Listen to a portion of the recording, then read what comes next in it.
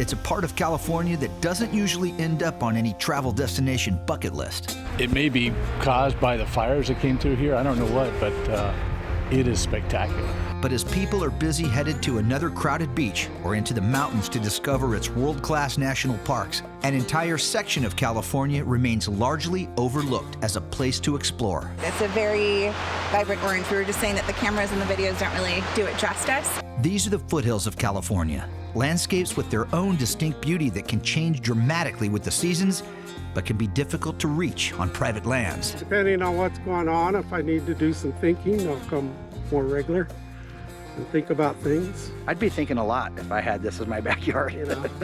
But we found a few ways to unlock the usually impossible access to places like this that anyone can use at a time of year that makes these often forgotten settings some of the best places to photograph on Earth. What we're seeing right now are gold fields and meadow foam. Get ready for a rarely seen side of California's outdoor beauty as we crack the code on capturing foothill frames that come to life.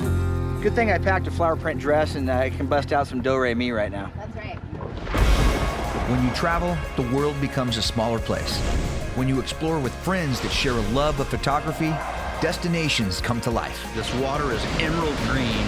We tell the stories of travel with our cameras, capturing some of the most beautiful locations on Earth. But every adventure reveals more than what's in the frame. Thunder boomers, we see them popping up right now. The people, the food, and unexpected turns in the journey Now they're gonna swim right with them. brings the full experience of travel into focus.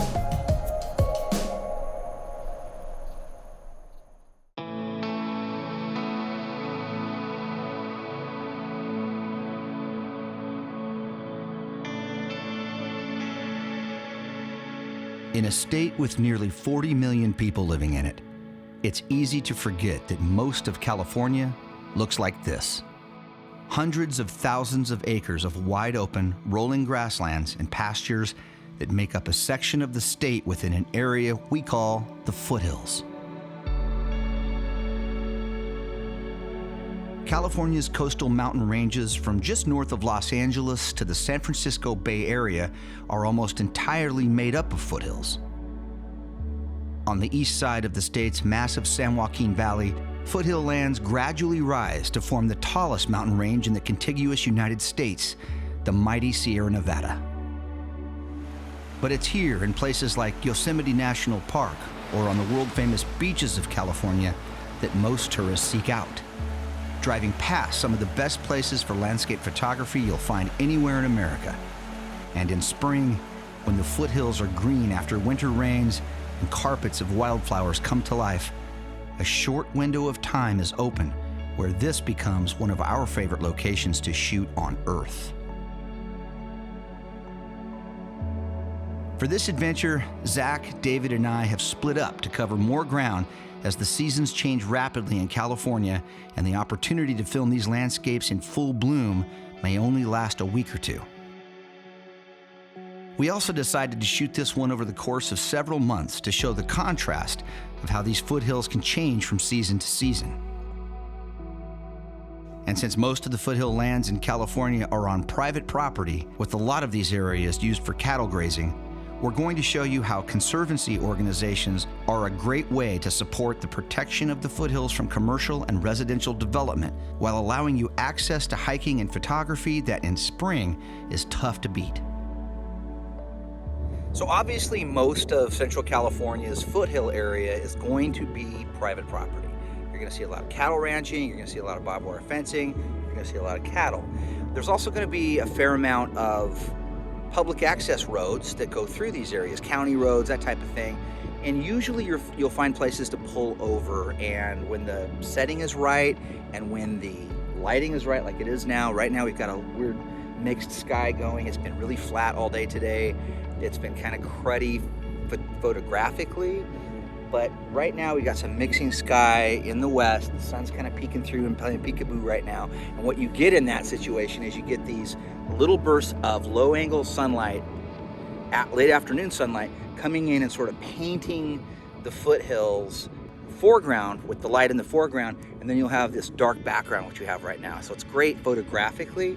And I don't know, when I'm driving around, I always try to think, Keep your eyes open for that little moment, for that one place that just has the right setting. It's just a feel thing.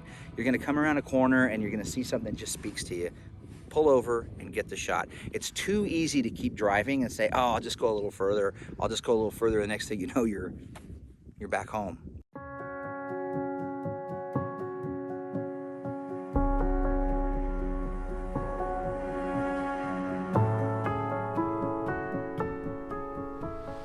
How are you liking the iPhone 12 as a landscape shooter? I like it. I'm gonna shoot you now. We're shooting each other. Yeah. One of the things I love about pointed out that way to the bright sky and the dark foreground is the HDR, the high dynamic range on the iPhone 12 in video mode is actually really nice. As you can see what Jill's doing here, she's setting exposure for the sky, but the HDR, when it's on, it'll really make a nice shot, and it's got the wide angle lens too on the new iPhone 12 and the iPhone 11. About 90% of the time, we shoot this show with our big cameras. These are professional grade rigs shooting in 4K with pretty expensive lenses. But to illustrate that you don't need to break the bank to be a good landscape photographer, my wife Jill shot all of these scenes with her new smartphone. Like the big cameras, these phones can shoot stunning 4K video and can help almost anyone enjoy the practice of photography with pro results. Taking the public back roads through these private foothill lands is a fun way to explore with any camera, and here, in early January, the rains haven't yet come to California, leaving the rolling hills brown and the cattle hungry. But by mid-March, that's all changed, and now, thirsty rangelands near Fresno, California look like the hills of Ireland in spring. I'm fortunate to have access to some of these private lands, and the owners of the ranches have agreed to allow us to shoot here to share these typically off-limit landscapes with all of you. All right, so today is a perfect example of the hills are alive with music and flowers and greenery. So we wanted to come up today because this is such a perfect example of the foothills in spring in California and what happens out here. For a brief window of time, these foothills just come alive and they're just beautiful, and that's what this show's all about. The added cool fun factor thing we wanted to do today was we left the big cameras at home. The big cameras you normally shoot the TV show with home. It's just Jill and I out here in the battle van, and we're gonna shoot this entire bit with our phones. The new smartphones, like the iPhones, are really cool. I've got an iPhone 11, she's got an iPhone 12. We're not sponsored by Apple, so it's okay to talk about the products. And anyway, we're just gonna go ahead and have fun out here, filming what we see on this beautiful tabletop mesa out here on a great day, and show everybody, I hope, how you don't need the big fancy camera to come out and enjoy landscape photography.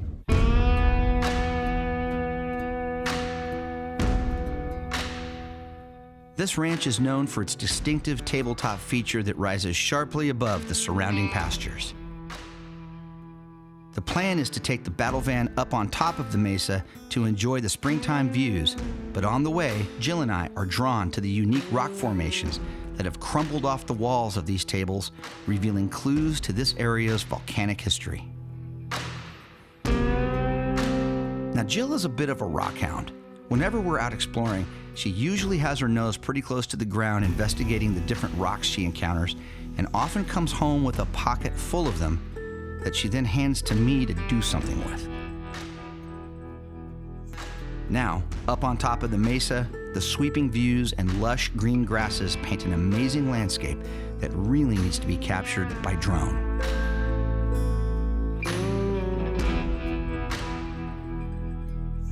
This is the peak season to be in these foothills.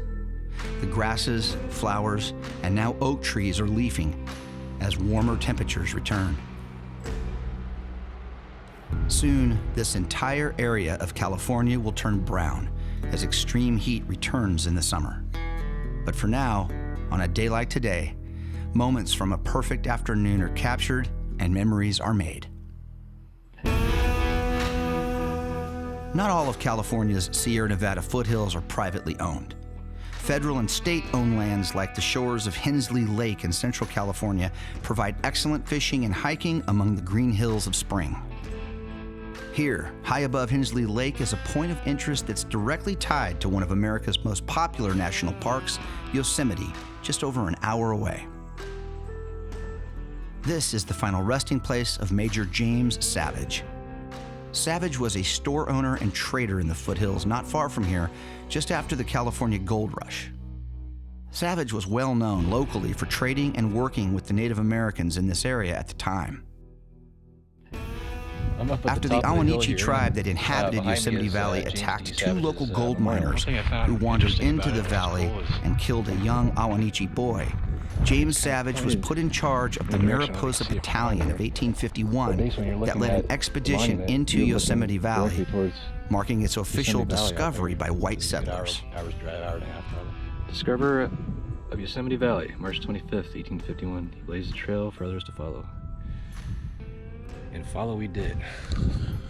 Never to miss an opportunity to grab an interesting time-lapse shot, Zach finishes up this short segment for us with one last look at the memorial that now stands at Savage's grave.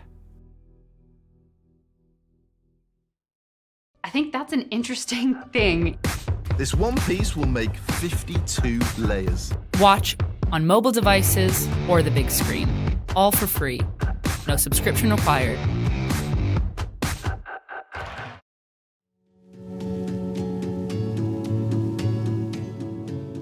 Higher up in the foothills, just below Yosemite, along the Highway 140 approach to the park, David Boomer is shooting at a place where spring triggers an event that is a popular stop for Yosemite travelers here, at Heights Cove along the Merced River.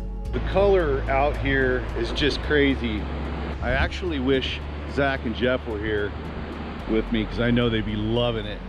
They'd be going nuts with all this color. The steep slopes above the river flowing with spring snowmelt hold a dazzling display of California poppies, the state flower, all accessed on a narrow and exposed trail that can be crowded in peak bloom. The trail is really narrow too, and really steep. So if you've got kids and that kind of thing, pets, I mean, everybody has to be really careful because once you start going down some of these banks to the river, that's pretty much it. We decided that we wanted some time outdoors, away from work, kind of disconnect, spend some time outside. So decided to come up to Yosemite, spending a couple of days here, doing some different hikes, and saw this one in particular with all the poppies and decided to come by, get some of the river and some flowers. Yeah, and we're on our way into the park right now to do the Vernal Falls and kind of see the sights, but this is a great pit stop because it's so beautiful. Saw all these golden poppies that are in bloom like that right there. And it was so awesome that I just had to stop and take some shots. The redbud is in bloom as well, and so they're just a spectacular spring type event. The Heights Cove hike is a perfect example of public lands that allow access to the beauty of California's foothills in spring, and is another reason to explore an area that too often is passed right on by. In the foothills just east of Fresno, California, the gentle, rolling shape of hillsides are interrupted by distinctive flat tabletop features that follow the basic path of the San Joaquin River below. On the north side of the river in Madera County, one of these massive tables sits on property owned by Bart and Cindy Topping, generational cattle ranchers whose family has worked these lands since the late 1800s. Like many of the ranchers in this area, preserving this land and places like this incredible tabletop ecosystem means partnering up with a conservancy organization to protect these areas from development. The Sierra Foothill Conservancy helps ranchers like the Toppings and others in this part of Central California, protecting over 50,000 acres of some of the most beautiful and productive cattle ranching lands you'll find anywhere. All right, so we're walking around in some of this beautiful foothill, Central California foothill areas right now in spring, and I'm lucky enough to be walking with some people that know a lot about this. I've got Bart and Cindy Topping here, and they've been nice enough to show us around some of the lands that they own. I'm here with some of the Conservancy folks, but what is it about this time of the year, Billy, that you love about being up here? Oh man, you can just see the fullest expression of the biodiversity that's here, especially in terms of native plants, native forbs, all the species that are present. It's a really beautiful time right now. Do you guys ever just come up here and just sit and just be quiet with nobody and just like peace out? I do. Bart, you do? You like just, I mean, I get it. I come up here and think, yeah. This spot we're standing on right now was my granddad's, part of his homestead. As the other brothers and sisters left the ranch, my granddad was able to purchase their homesteads. And so he put the ranch together. And then my dad, an uncle, inherited it from him. And then Cindy and I inherited it from my dad, or took over for my dad when he was unable to do it anymore. So we were looking for a way to see that legacy continued on, the ranch legacy. And it was about the time Sierra Foothills Conservancy was being formed. Sierra Foothill Conservancy is a 501c3 nonprofit organization, and we're a land trust, and we conserve rangelands in Fresno, Madera, Mariposa, and eastern Merced counties. Rangeland conservation essentially comes down to ecosystem services. Ecosystem services are what society gets out of having rangelands conserved. So people tend to think about what they're getting out of rangelands in terms of food and fiber production, some scenic cultural value, but what people don't think about is things like clean air and water, and more so climate regulation, the carbon that's stored in the soil. So most of the state's water moves through rangelands before it can be used by society. And so it's really important that we steward these resources appropriately so that we can continue to have these things and make use of them. Allison, you grew up in these mountains. What do you love about being up here this time of the year? Well, I love being outside any day. It's like I was telling these guys this morning, I've been on my computer for the last 3 days straight. And so to be out here with these guys, and especially being able to be with the homeowners, it's just super special. Plus, you know, standing up here on the tabletops, like you're not only experiencing the history, the human history, but being on this tabletop, I mean, we're standing on millions of years of history with the lava flow, and it's just super, super special. The partnership between the Sierra Foothill Conservancy and the Toppings allows the Conservancy to protect and monitor these lands they've purchased from the Toppings while giving them an easement to continue their cattle ranching legacy. It's a great example of how agriculture and ranching families are working with environmental efforts to protect the planet while continuing the important job of growing our nation's food. And that's the good thing about Sierra Foothill, that they provide tours, walks, nature hikes to the public, which is available. Now, we don't do it to the public on this place, you know, we're pretty protective of it. However, we do one day a year with the Conservancy for the major donors. They can come up on a one day, hike the tabletop, especially like this time of year with the flowers and that. And then they have a lunch and a little discussion afterwards. So the major donors get to come and see this, not everybody. Now, while Bart and Cindy Topping's place is pretty tough to see for the general public, the Sierra Foothill Conservancy does take care of public lands on the south side of the San Joaquin River in Fresno County. And here, the tabletops really command the landscape above Millerton Lake. Today, I'm lucky to team up with Allison again and Bridget Fithian, the executive director of the Sierra Foothill Conservancy, for a tour of these unique geologic features that are a familiar and beloved part of the central Sierra Nevada foothills landscape. Okay, so we're leaving the Martin Preserve now, and we're headed up to the McKenzie Reserve, and I am in the good hands of two experts. Am I not? The finest. Yes. The finest. Okay, so we've got the new off-road vehicle here we're going to take up. And about how far are we going right now? 6, 7 miles. Okay, but we're going to the top of the tabletop right now. We're going to the top of the table. And we'll need four-wheel drive. And we'll need four-wheel drive. And we're hoping that we're breaking this baby in today. Let's do it. All right, let's go. So the Eastern Sierra has this feature that's called the Long Valley Caldera. And historically, that erupted with some of the most massive lava flows that California has ever seen. And so what happened was that lava flowed all the way across what is the Sierra Nevada now, in the lowest places. So it flowed down into all of the river canyons.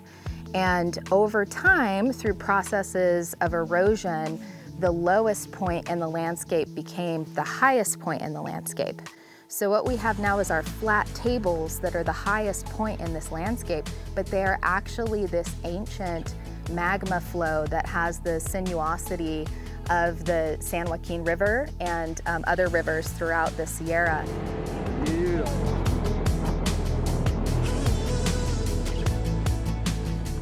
I'm sensing a Sound of Music moment right now as we approach the top of the tabletop here. Good thing I packed a flower print dress and I can bust out some do-re-mi right now. That's right. Right now in the foothills, on the preserves that Sierra Foothill owns and on the ranches that we hold conservation easements on, we just see this glorious spray of white popcorn flowers and golden fields of gold fields and fiddleneck, and it's really a magical thing and a really special quality of our foothill region. We're here on top. This is McKenzie table?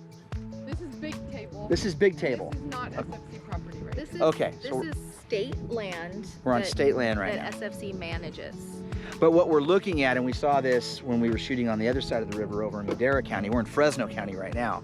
But when we were over in Madera County, what you notice when you get to these tabletops, as you were saying, are these vernal pools. And this time of the year, because they were once a pool, I guess, you get this concentration of flowers, right? What are we seeing? Yeah, exactly. So, so we have this layer of soils that are not very permeable because they're made out of this volcanic material, and so they hold water for longer periods of time.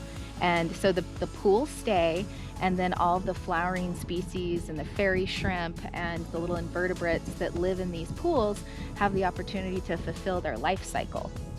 So what we're seeing right now are gold fields and meadow foam blooming. And we've got fiddleneck and popcorn flower out here as well. Couple types of brodia. I think there's a snake lily over there maybe. Yep. I was going to say that was a snake lily. I was almost. Isn't that a great name? I was almost certain it was a snake lily, but I didn't want to pull the trigger. Right? I didn't want to seem stupid. Such a great name. Yeah. I grew up in this area, but have only recently discovered the magic of actually exploring the tops of these tables. It really is surprising how instantly different it feels once you get up here, and making the trip to Big Table or nearby McKenzie Preserve through the Conservancy's access is a special experience and a great way to see a side of California's natural beauty beyond its national parks and beaches. This was also a chance for me to learn about what the Sierra Foothill Conservancy is, and after spending the day with the people that do this work, I have complete admiration for how they are bridging the worlds of environmental protection with the importance of maintaining agricultural legacies. Doesn't get any better than this, in my opinion, on a spring day. It's mid-80s, it's April 2nd, 2021, and I can't think of a whole lot of other places on earth I'd rather be right now. Right? Me neither. It's just magical. And it's our backyard, you know? This is where Allison and I grew up, and where you grew up too. Yeah. And it feels really good to do work that saves your backyard, you know, that saves the land, that's part of how you grew up frolicking in the wildflowers as a kid, and how you want your kids to grow up, being able to, you know, run around and climb trees and rocks and get to have those experiences too. And that's what we do. That's what Sierra Foothill Conservancy does. We're happy you're here, man. High fives. Thanks, you guys.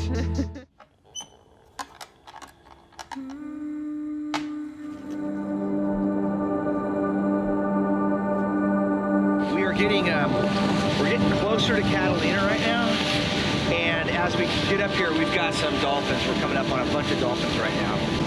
Here they come right at us, and whoa, there they go. They just turned, and now they're swimming right with us.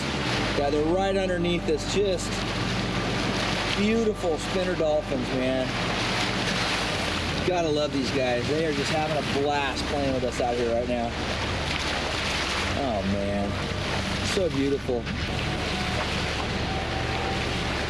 We're basically surrounded by dolphins right now, which is awesome. Look at these guys. They're so agile and they just move so effortlessly through the water. And how lucky are we to be having this moment right here that you can only have when you're out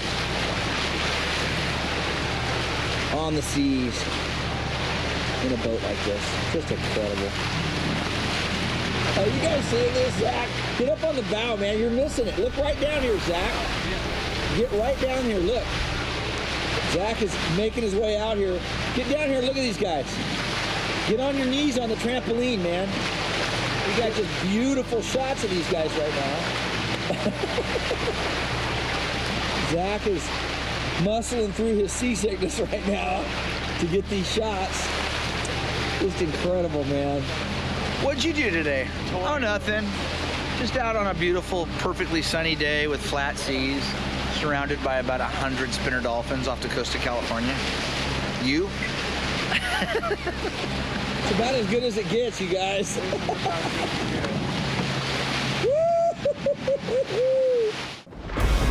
When you travel, the world becomes a smaller place. When you explore with friends that share a love of photography, destinations come to life. This water is emerald green. We tell the stories of travel with our cameras, capturing some of the most beautiful locations on Earth. But every adventure reveals more than what's in the frame. Thunder boomers. We see them popping up right now. The people, the food, and unexpected turns in the journey. Now they're gonna swim right with us. Brings the full experience of travel into focus.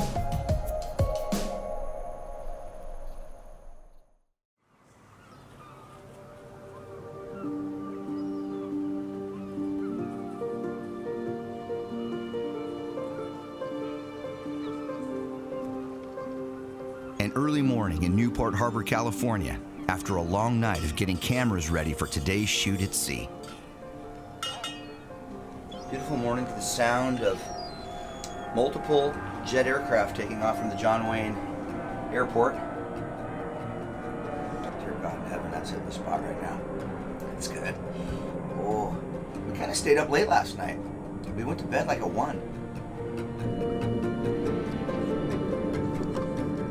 My buddy Mike has been around sailboats his entire life and recently started sailing this beautiful 40-foot lagoon catamaran, the Songbird, out of Newport Beach. Getting ready in the Songbird. A little breakfast action. Did you guys eat breakfast yet? Yeah, I had a muffin. We got some, take a look, Zach. We got some good stuff here.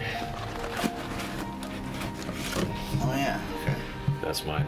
Okay. Okay. Don't touch that. Did you already lick it? Don't touch that one. All right, we're just getting ready here. Called it. We're kind of just got our gear all sort of just spread out right now, so we can grab it as we're cruising. The galley's pretty good size in here. You know, you've got your microwave oven, you got your coffee maker, stovetop, you got a fridge right here. And one thing I love about these lagoons is the visibility out of the main cabin, and the windows that wrap all the way around. Go ahead and release it, Jeff. Okay, we are free. I've been out with Mike a few times on the Songbird and thought it would be fun to shoot a show with Dave and Zach to capture some of the sights and sounds that make sailing in this part of the world unique and try and photograph the abundant marine life you can encounter when making the run over to and around Catalina. Couldn't ask for a better day so far, man. I mean, we've got blue skies. It's probably 60, high 60s right now. It'll be interesting to see if we've got a little wind out there when we get past the jetty. One of the things I always do is, when I'm here at Newport Beach too, is marvel at all these homes. These beautiful little, homes right on the marina. Historic Balboa Island, Newport Beach is a great part of Southern California, a great part of the country. And some of these old homes have been here a long time, and it's just a great, awesome place to sail, boat. Another thing that's really popular out here are the Duffy rentals, the little Duffy boats that people rent. And you can take a little cruise around inside the harbor here and get a really, up close look at these multi-million-dollar bungalows and homes. Some of them are pretty big.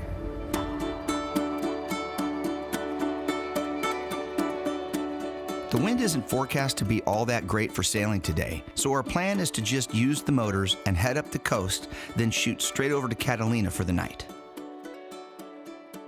The gorgeous seaside town of Avalon is our final destination today, where we'll rent a mooring ball for the night and sleep on the Songbird. The flip side to the wind being light to non-existent today is that spotting marine life on the ocean is much easier when the wind isn't causing waves. It's easy to get up close and personal with the creatures of the sea. All right, this is cool. We're just outside Newport Beach here at the harbor, and we've got sea lions hanging out on the entrance buoy to the harbor here. Get some good shots of these guys. Our first little bit of marine life this morning from the Songbird. Pretty cool.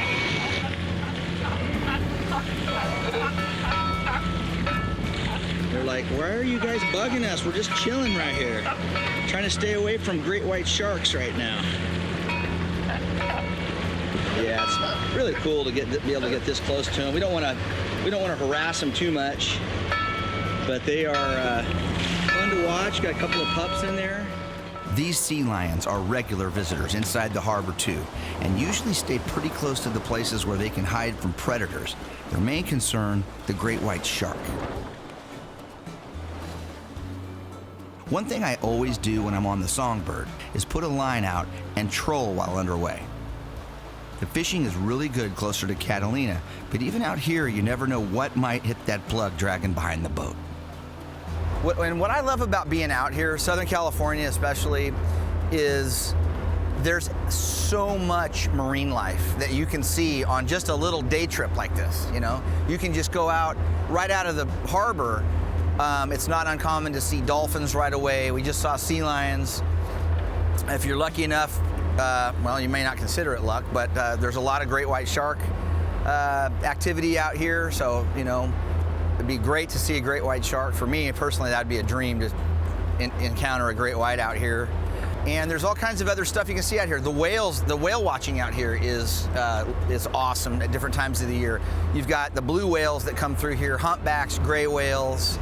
So it's really part of the fun when you're out here sailing like this is just the constant watching of the water line and the horizon for activity. If you see a group of birds work in a certain area, there's probably something there to pay attention to. Look for the blowhole spray of a whale. You know, it's just fun. All your senses are engaged out here on a day on the water sailing like this. Hey, you want me to get on top, Mike? Yeah. Okay, we're getting ready to raise the mainsail now out here. We're just off of, kind of coming up on Long Beach, just off the coast, heading north. Beautiful, clear day. You can see Catalina off in the distance back there. So we can have a straight shot. There's no marine layer, no fog right now, which is awesome. So Mike has slowed the engines down a little bit. He's put the boat directly into the wind. Well, sort of, if the wind's really light. I'm gonna climb up and then kind of help make sure the sail goes up through the jack lines correctly. And then once that's up, we're gonna lay the boat over into the wind a little bit and just keep on sailing up the coast. Even though the wind is still kind of a no-show, Mike likes to put the mainsail up to help stabilize the Songbird and catch any wind that might come up while motor sailing. Right now, if you're ready. Yeah, here we go. Raising the main.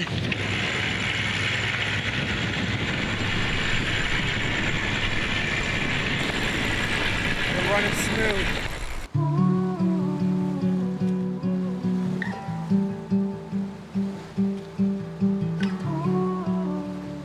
It only takes a few minutes to get the mainsail up, and with the wind this light, we won't even try to fly the jib sail out in front.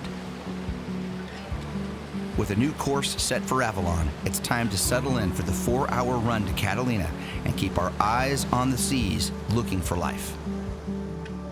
It was about that time I started to also keep an eye on Zach Allen. Over the years, I've traveled a lot with Zach, and I've learned that he doesn't do well with movement. I've seen this guy get motion sick on bumpy landings into Vegas and even have to take a knee one time after getting off a ride at Disneyland. So even though he took 2 Dramamine to help with the seasickness, I could tell he wasn't exactly living his best life right now. Are you seasick, Zach? Not yet. Not yet. I'll let you know. You're looking green. I mean, you're like actually looking green. Martian sunburn. Even trying different positions on the Songbird didn't seem to help Zach from the train headed well down the tracks by now. Next stop, Pukesville. That seat in the back. Oh, Zach's not doing so good. Zach had a little timeout. He's having a little trouble with his sea legs. The good news for Zach, he's about to have something take his mind off the nausea and visits to the back of the boat. We're getting closer to Catalina right now, and as we get up here, we've got some dolphins. We're coming up on a bunch of dolphins right now. Let me check this out. I'm turning the camera around so you can see these guys. Here they come right at us, and boom, there they go. They just turned, and now they're swimming right with us. Huge bait ball right there. Oh man, this is awesome. You can see them off the side of the boat here. We're basically surrounded by dolphins right now, which is awesome. Look at that. Look at these guys. They're so agile, and they just move so effortlessly through the water. They're just amazing. And how lucky are we to be having this moment right here that you can only have when you're out on the seas in a boat like this. Just incredible. Are you guys seeing this, Zach? Get up on the bow, man. You're missing it. Look right down here, Zach. Get right down here. Look. Zach is making his way out here. Get down here. Look at these guys. Get on your knees on the trampoline, man. We got just beautiful shots of these guys right now. Zach is muscling through his seasickness right now to get these shots. Here comes some little baby guys. Some little babies are coming in, and they're going right underneath. They're like, hey, well, we want to play too. Let's go. Woo-hoo. What'd you do today? Oh, nothing. Just out on a beautiful, perfectly sunny day with flat seas, surrounded by about 100 spinner dolphins off the coast of California. You? Look at these guys behind me, man. Oh, I actually got dolphin spray in my face. That's a first. In my excitement and eagerness to be a show-off, I misidentified these dolphins as spinner dolphins. They are actually common dolphins. Although I have to say, there was nothing common about them to me. Common dolphins are prolific around the Channel Islands and regularly interact with boats of all kinds out here. Last summer, while on another trip aboard the Songbird with Mike and our families, we encountered a massive pod of these common dolphins on the west side of Catalina while sailing around the entire island. Jill, get up here! Here we go, baby! Now they're gonna swim right with us. Yeah! That is what it's all about, folks. Yeah! Look at them down there. Look at them all. Coming back in again. Look at them, man. They're just beautiful. What do you think, buddy? Pretty cool? That's rad. Look at them all. Now they're cruising off to the side. All right, let's go over there. Sailing aboard these catamarans is an amazing way to enjoy the beauty of the ocean, the diverse sea life here, and destinations like Catalina Island.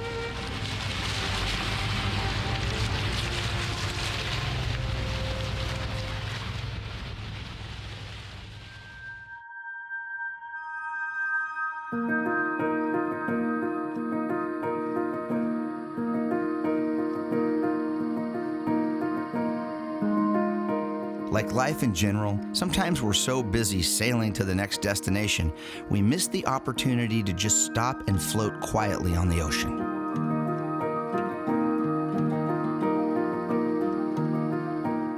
We cut the motors on Songbird and with no wind blowing, just floated in the middle of the channel to be a part of this environment instead of moving through it.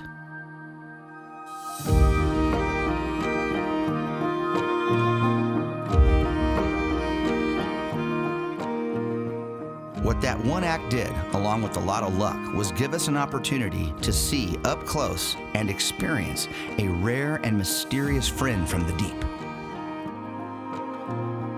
We are we're cruising up on a giant, keep him on this side, Mike. We're cruising up on a giant sunfish. Look at this guy, can you guys see that? He's swimming right below us right now. We're circling him right now.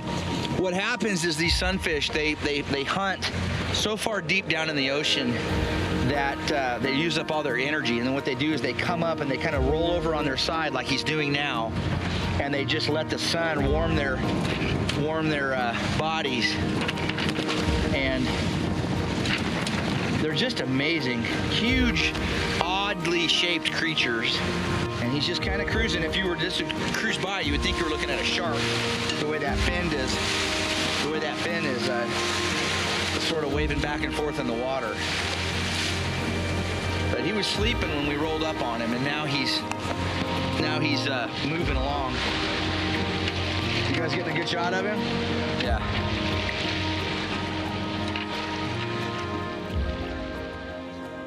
The ocean sunfish, or common mola, lives in oceans all around the world and spends most of its time down deep hunting squid and jellyfish. This one is still pretty small. Large adult sunfish can weigh up to 2,000 pounds. They come to the surface to thermally regenerate after long periods in deep, cold water. We didn't want to get too close to this one since it seemed really exhausted, but floated near it enough to get some shots of this odd and somewhat rare sight out here in the channel.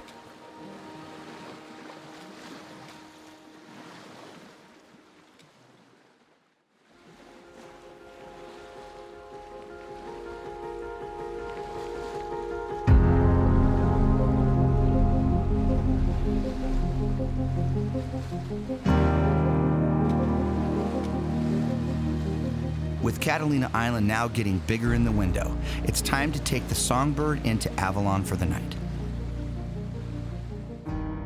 Avalon Harbor is a popular place for power and sailboat owners from Southern California to come over the weekend, and several ferry services make trips out here every day. So the rule here, at some point you call into the harbor master and you just pull up to the harbor entrance, they come out. If you do call them, then they're like, yeah, as per standard procedure, the Harbor Patrol will be out to meet you. Oh, they just tell you don't call them. Right. Gotcha. So you pull up to the main entry buoy and you just sit tight. They'll come out and say, what's your business? Right. You say, I want a mooring ball for the night. Right. They say, okay. How long are you? How long? One night. Yeah. They're gonna say, what is it, 70 bucks, 80 bucks? I think it's 55. 55 bucks for the night. Yeah. And then, and then they'll look on a map and say, go ahead and go to ball Echo 42. Right. And then he'll tell you where to go, and you go, and we line up on the ball. Yeah. Typically, if it's really empty, they'll give you a little bit larger ball, so it's a little bit easier to pull the lines up, give you a little bit of room. So don't yell at us if we're not good at pulling all this stuff up. We're rusty. Hey, I'm gonna have worst case Dave help us scenario, over we there. just drop the lines and do it again. It's no big deal.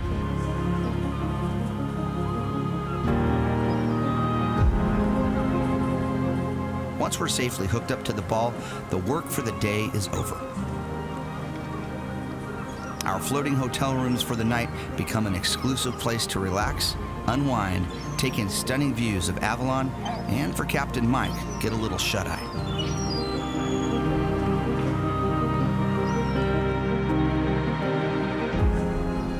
Life around the harbor is quiet tonight. We're here on a Tuesday, so boat traffic is almost non-existent, and after some downtime to steady our legs, we decide to go into Avalon for dinner.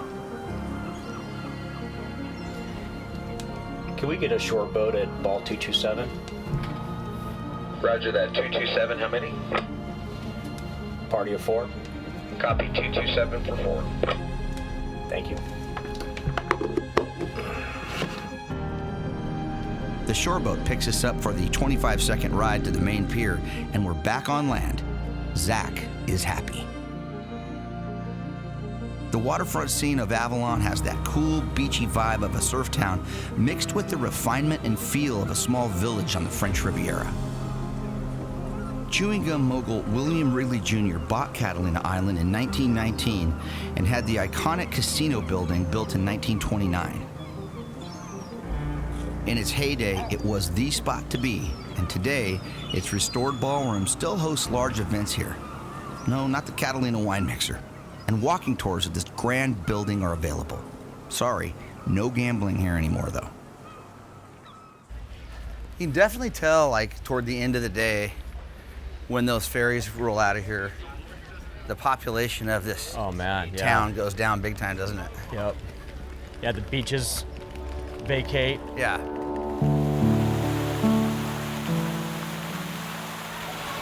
It's got fixed up a lot since I've been here last. How long has it been since you've been here? Catalina, it's been about it's been 3 years, about maybe 3 years. We usually stay here at this Hotel Outwater, and it's been renovated really well. It looks beautiful outside now. Yeah, they've done a lot of work down here. It's pretty nice.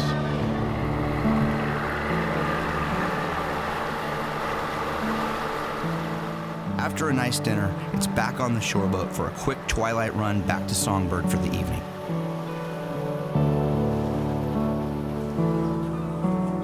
A peacefulness sets over Avalon as day slips into night, and the lights of the town provide a beacon for distant ships on the horizon.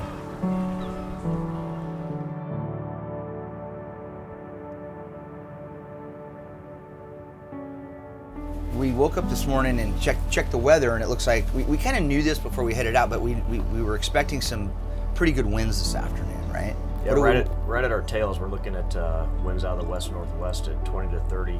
But I think it's going to be pretty mellow until about 4 or 5 this afternoon. We should have Songbird back home and tucked away before then. It's been a fast and fun run out here to Catalina, but we're all looking forward to actually getting Songbird in some wind and cutting the engines for a while. Goodbye, Avalon. It's a pretty town.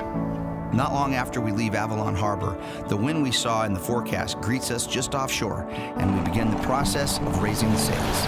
We have 15 knots of wind, and we're in a close haul, 45 degrees off the wind. Once the drone of the twin diesel engine stops, and the sound of nothing but wind in the sails and waves splashing against the hull, can the joy of sailing be fully understood. So Zach, what do you think about sailing? This is nice.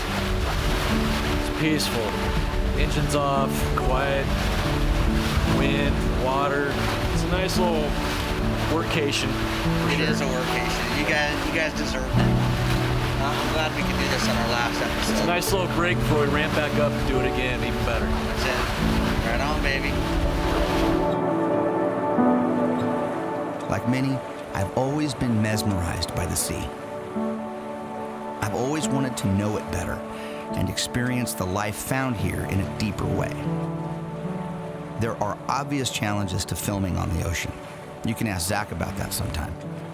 But however you get out here, whether by sailboat or a whale watching tour or private charter, if the conditions are right, and off the coast of California, they are a lot, this is a magical place to see a diverse landscape of life that is more than ready for you to come here and say hello.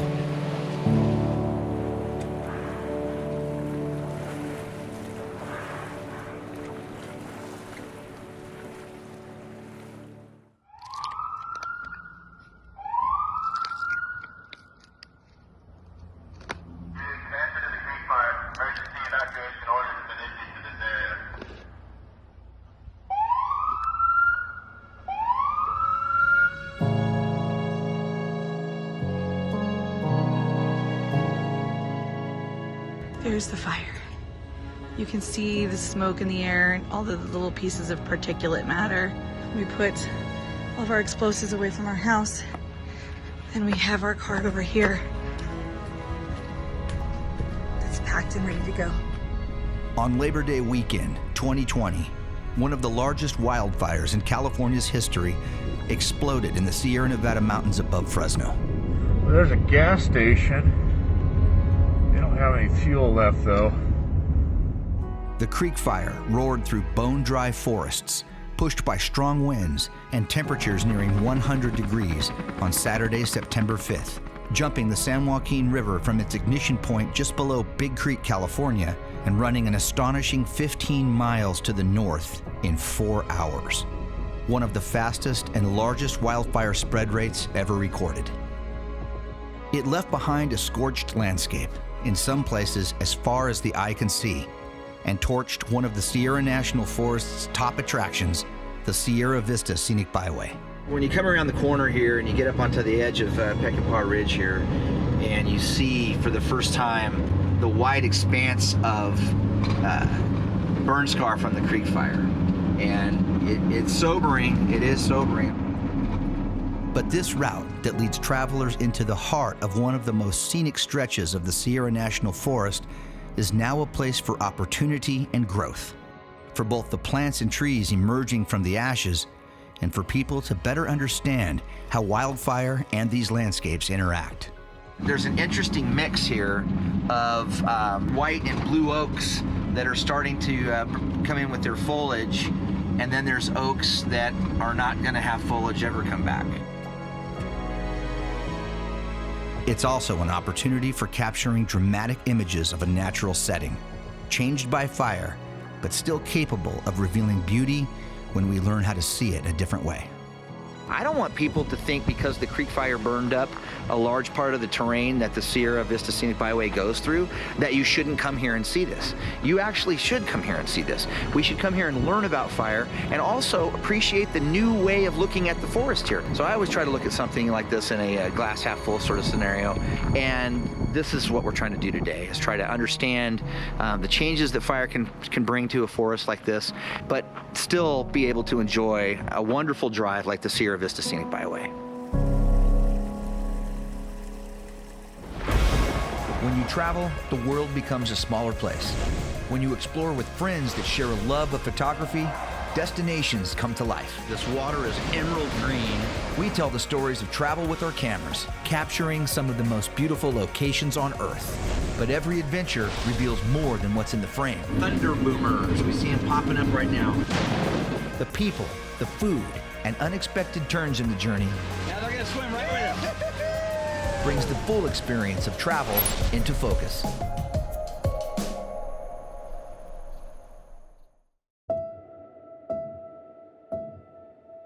It started in a canyon below Big Creek, California, on a quiet Friday night as Labor Day weekend 2020 was beginning.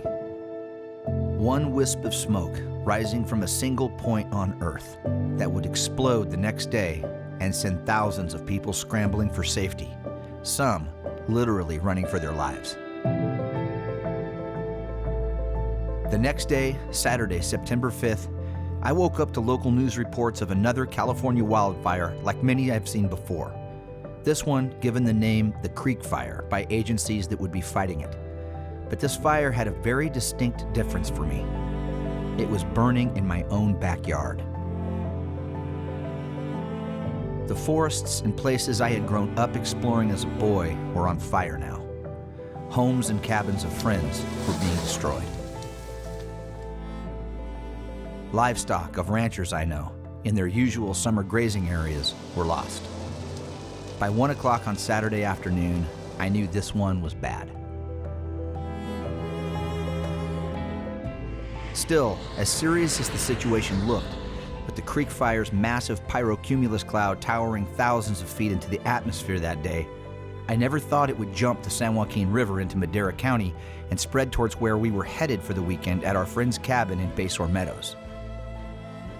When we got there, I saw a sky like I've never seen before. Thick black smoke bellowing above, a constant rumble of thunder caused by the pyro clouds, huge smoking chunks of bark and wood raining down everywhere, and then word that the Creek Fire did in fact jump the river and had burned nearly 15 miles in just a few hours, directly toward where my family and I were preparing to camp for the night. Okay, it is almost 7 o'clock and we've just gotten the evacuation order to evacuate Basor Meadows. The cabin is back there and the sky's looking pretty gnarly. It doesn't seem like it's close, the fire's close, but the smoke's been getting worse and the sky is pretty angry and red and gnarly looking, and we're getting reports that people down in Mammoth Pool are having a tough time and maybe even jumping in the river to save themselves from the fire. So The sheriff went through the neighborhood here and just ran the siren and said, get on out. So we are on our way down after spending 2 days of prepping food and packing and getting up here. Good old 2020. Like so many of those first days, I was astonished at how far and fast the creek fire spread. Every hour, another evacuation order. As the initial shock of the creek fire began to settle into realization that this was going to be a historic and widespread event, the days and months of adjusting to smoke-filled skies and a blanket of ash on everything began. You know, if this was a normal Labor Day weekend, there'd be cars lining every inch of the road. There's not a single car in sight. It's crazy how much ash there is blanketing the entire lake. It's also weird how peaceful it feels out here.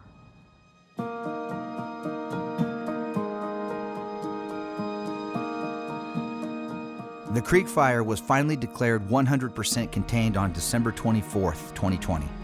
It burned 379,895 acres, most of it in the Sierra National Forest. Hundreds were rescued by National Guard helicopters on the night of September 5th, trapped near Mammoth Pool Reservoir, with tens of thousands more evacuated from their homes for weeks. The fire wasn't directly related to any fatalities, which is still amazing to me, but 12 campers and 14 firefighters suffered injuries, some serious. The creek fire destroyed at least 856 buildings, including half of the homes in Big Creek, California, and cost taxpayers nearly $200 million in fire suppression costs. As of spring 2021, the cause of the fire is still officially under investigation. For this story, I'm not going into the politically charged debate over what is causing these mega fires in the West. There will be another time for that. Climate change, forest management practices, the decline of the timber industry, they're all components in this complex issue. In this episode, I want to focus on a specific part of the Sierra National Forest that was hit hard by the creek fire because it's long been one of my favorite ways to enjoy this special and unique mountain range in California. It's been a perfect access point to photographic adventures, fishing trips, and campouts with friends, and is a journey that starts right smack dab in the middle of California, literally, in the awesome little town of North Fork.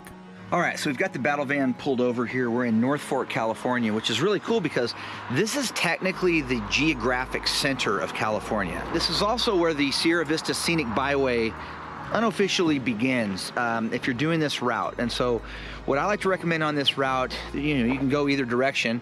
I like starting from North Fork. I want to explore how there's still a way to appreciate and enjoy a scenic byway, even though much of the land that byway goes through has been burned by wildfire. And I want to try to capture and appreciate the fact that the Sierra Vista Scenic Byway is still a beautiful place to come and still worthy of a trip here to Central California and Eastern Madera County. To capture footage for this episode, we broke up the shoot into various days of filming. You'll see some shots that Zach Allen and David Boomer pulled without me, and then shots we all captured together on this run, and a few at the end that I got by myself. For now, it's time to climb out of North Fork and get this drive on the Sierra Vista Scenic Byway started. Okay, taking a quick stop here on Mammoth Pool Road, also known as the Sierra Vista Scenic Byway. One of the things you'll notice, once you get out of North Fork, it doesn't take long to get out of North Fork, and then you come up and you have this tremendous view below of Redinger Lake, which is a dammed up portion of the San Joaquin River. I don't want people to think because the creek fire burned up a large part of the terrain that the Sierra Vista Scenic Byway goes through, that you shouldn't come here and see this. You actually should come here and see this. We should come here and learn about fire and also appreciate the new way of looking at the forest here. The fire burned hundreds of thousands, if not millions, of large trees and opened up views that you've never had before. So I always try to look at something like this in a glass half full sort of scenario, and this is what we're trying to do today, is try to understand the changes that fire can bring to a forest like this, but still be able to enjoy a wonderful drive like the Sierra Vista Scenic Byway.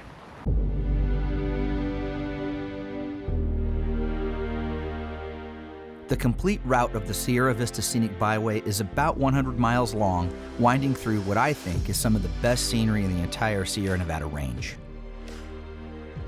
Parts of this route are closed in winter and early spring due to snow, and because of the creek fire, bridge repairs and some road repair may be ongoing. So it's a good idea to check the Byway's website before setting out.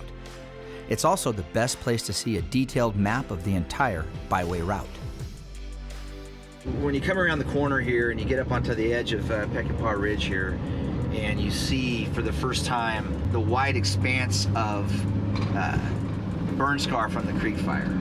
And it's sobering, it is sobering. I'm already seeing, I've been up here a couple of times since the fire burned, and I'm already seeing a lot of signs of renewal and regrowth, which is what happens. It's great to see when it finally happens. It's amazing to me how fast the fire spread. What we're looking at right now is actually day 2 of the fire. So day 2 of the fire jumped the San Joaquin River down by Jose Basin behind us, and then burned up to the top of Peckinpah Ridge, where kind of we are here, where the Mammoth Pool Road comes in. Then went north and east towards Mammoth Pool. We're seeing some great signs of the forest here, starting to come back. So let's get out here and check this out. What do you say, Zach? Yeah, let's hit it. You want to do it? Yeah, let's hit it. Dave's already out, right? Ready. Okay, let's do this. 8 months after the creek fire roared through this landscape, life is returning, as it always does after wildfire. On this hillside along the Byway Drive, black oaks emerge from the ashes to start a new cycle, in the shadows of the charred parent trees that gave them life. There is some comfort in knowing that this landscape will one day hide the clues of what happened here. The tough part is coming to peace with the fact that this won't happen in our lifetime. It will be something future generations will enjoy.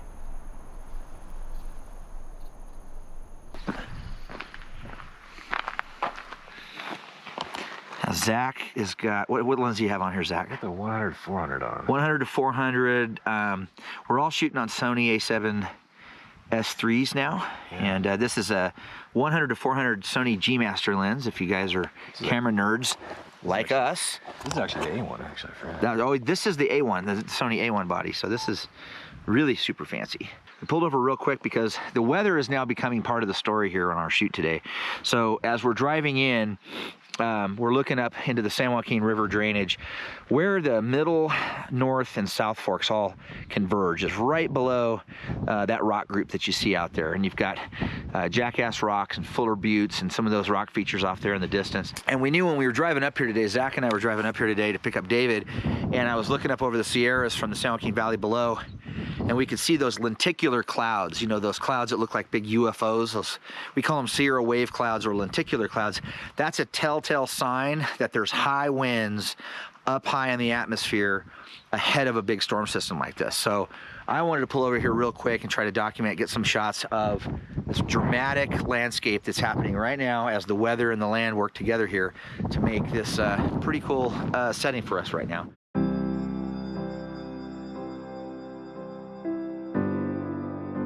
Deeper into the mountains along the Sierra Vista Scenic Byway, we finally met the approaching storm we were shooting a few miles back. Yeah, look at the snow. It's right now we've got snow coming down, you guys. This is probably 5,000. I think we're above 5,000. About 5,000 feet. Here it goes. Yeah, maybe get a camera on that, Zach. I'm just saying, we shoot a little thing, travel show, maybe a camera on it might be cool. Oh, look at that. And just like that, man, it's coming. So we're gonna have to watch that today because we're gonna drop down in elevation right now. We're still up pretty high right now, like Dave said, like around 5,000 feet. We're gonna drop down below that, down into the Mammoth Pool Basin, and then we're going to climb all the way back up to like 7,000 feet. So we've got to kind of watch accumulation for snow today. You know, the battle van is 4-wheel drive, and the tires aren't great on her right now, but I think they can still get the job done. The Sierra Vista Scenic Byway is a beautiful drive, and I don't care what the weather's doing outside. I don't care if the forest is burned all down around it. I'm enjoying myself. I think you will too if you come out here, and try to appreciate what's happened here instead of looking at it from a point of devastation, which for a lot of people it is. It's still a natural thing that happened, and it is a process that these forests go under and through for the millennia. They forests burn and they regrow, and they burn and they regrow, and this is what they do. So I think coming here and enjoying this drive and just changing your expectation on the Sierra Vista Scenic Byway is a good piece of advice.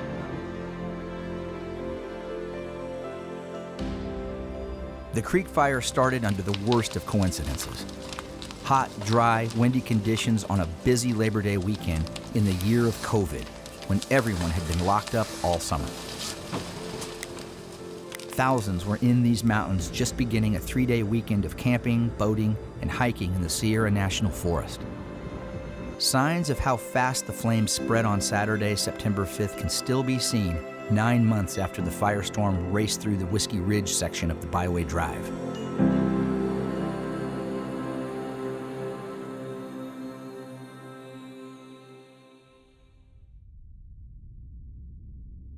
One of the highlights of the Sierra Vista Scenic Byway is a pullover with world-class views of the San Joaquin River drainage, where all 3 forks of the river converge above Mammoth Pool, the mile-high overlook. A little chilly, eh, Zach? Yeah, that peaked quick. But for us, now getting hammered by high winds, freezing temps, and driving snow, Mile High is a tough place to shoot. Using the battle van as a wind block, Zach is dead set on burning a time-lapse shot here, which means we're staying put for about an hour. Plans are in place to fully restore this popular stop and repair fire damage to interp signs and facilities here. Even if doing the full Byway Loop drive is too much to bite off for you, driving to Mile High and taking in the incredible views is a worthy payoff to this journey. For us, the payoff of filming in wintry conditions is another Zach Allen time-lapse classic of the storm from Mile High Vista that tells the visual story of this day in the Sierra.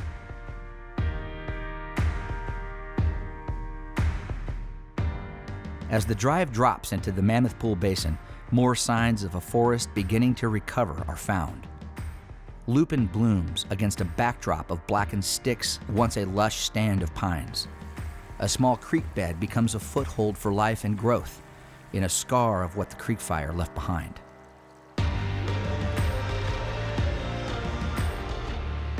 On our climb out of the Mammoth Pool area, as we gain in elevation, the storm has worsened, and now blackened forests are turning white. All right, well, we have reached a point where we've made a decision to turn around.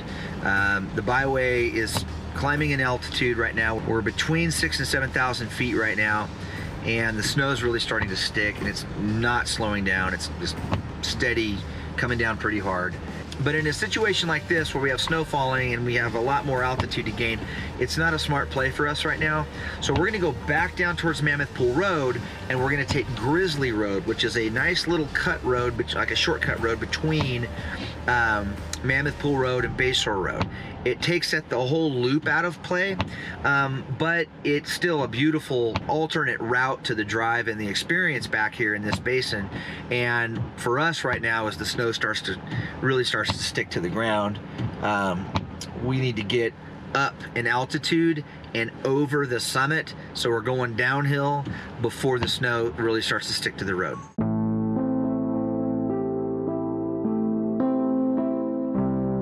The stubborn storm was actually a blessing in disguise. We were able to climb out on Grizzly Road and grab some snowy scenes like this before joining up with Bayshore Road and eventually making it down to Bass Lake. But the following week, I came back up by myself in much better weather to scope out the part of the byway that we couldn't make. At Chiquito Creek, the new bridge under construction is still under construction. The creek fire forced crews here to evacuate, and a lot of work remains. So using Grizzly Road up to Bayshore Road from Mammoth Pool will be what we suggest for the alternate Sierra Vista Scenic Byway route until this bridge is completed. And once you're up on this part of the route, just above the creek fire's northern reach, forests are unburned and thriving. Just a few hundred yards from a scorched forest, unique stops like Globe Rock, a giant, almost perfectly round granite boulder sitting on a pedestal, has been a place of interest for a long time. The Mono tribes of Native Americans gathered here to grind acorns, and even President Teddy Roosevelt had his picture taken below this rare rock feature. Just up the route from the intersection of Grizzly and Bayshore Roads, the only stop along the Byway Drive to grab some food and a cold drink is the historic Jones's Store at Bayshore Meadows.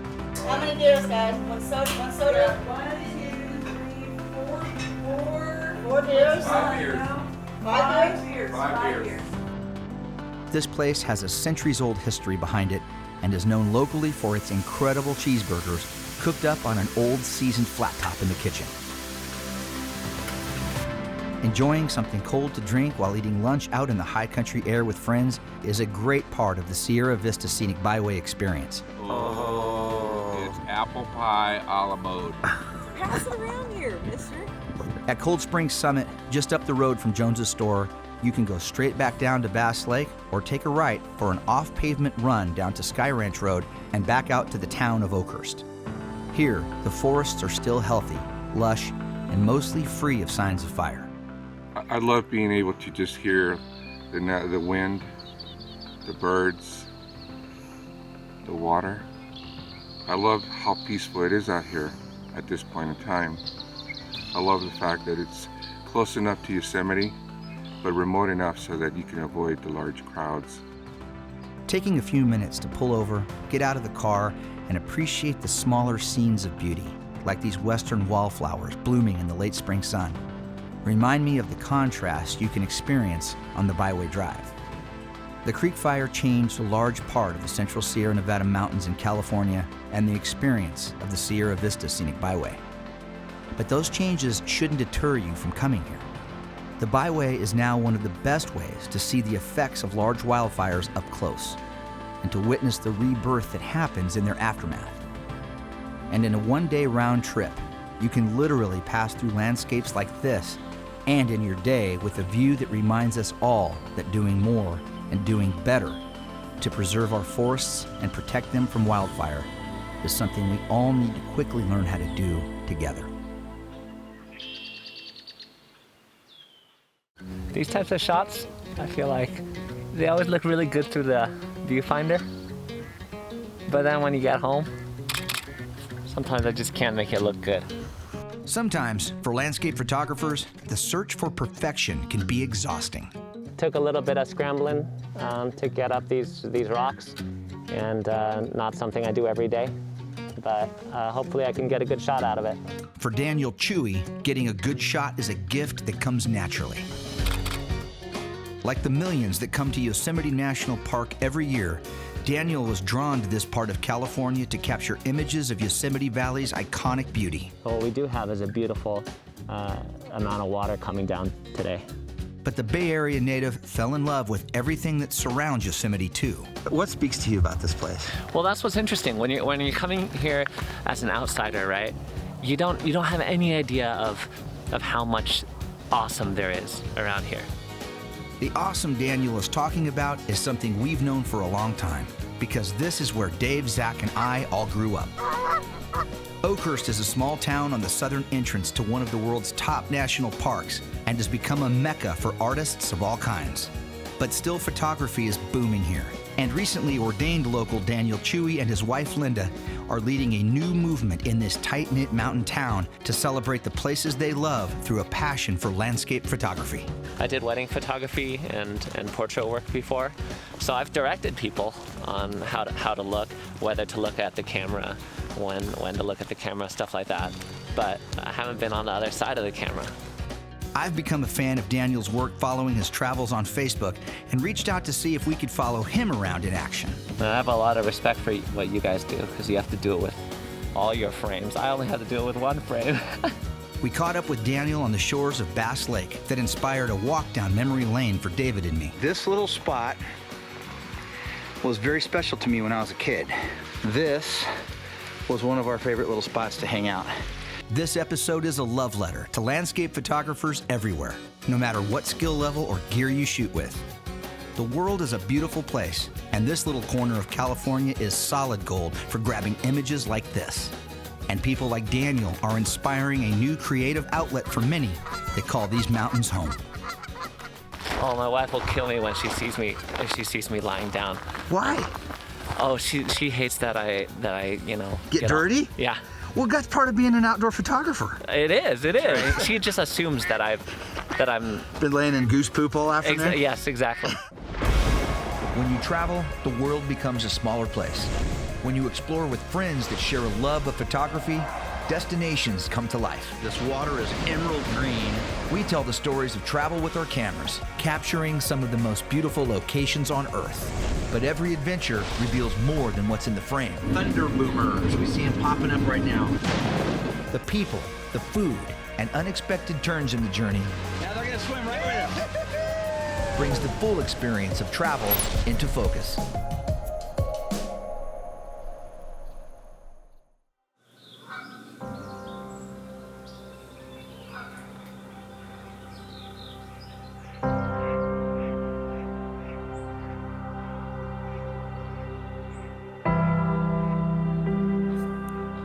Showing around 7, peeking right up over there. Sunrise at 7 just over the hill there, over the Whiskey Ridge. Yep. Peckinpah, kind of the left side. Peckinpah's more the left side of that. We're at the way of the Mono trailhead right now, waiting for Daniel to get here. I told him 5:30, which might have been a little too early. Sunrise is not 5:30. On a cold morning in February, I asked Daniel Chewy to meet David Boomer and I on the shores of Bass Lake, California.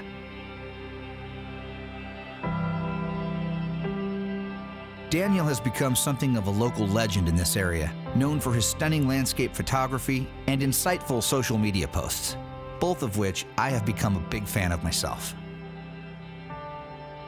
I asked him to meet us at the Way of the Mono trailhead at 5:30 a.m. so we could shoot the sunrise together over the lake. Daniel knew the sun didn't rise until 7.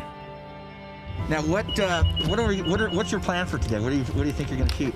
Well, hopefully I'll see some bald eagles. I think that might be my friend Larry over there. He's a local bald eagle specialist. Morning. And yeah, hopefully, I don't know, most of the times I don't get anything, but you know, you're not gonna get anything unless you're here trying. I've got my best shots from a boat and not from land. Yeah, that's true. But it's fun, you know. I could spend hours just enjoying the lake and not get any shots at all. Daniel is a soft-spoken, kind-hearted soul with a quiet confidence that comes from someone that is aware they have a gift, but don't feel it necessary to advertise their talents loudly. For Daniel, the frames he captures do the talking.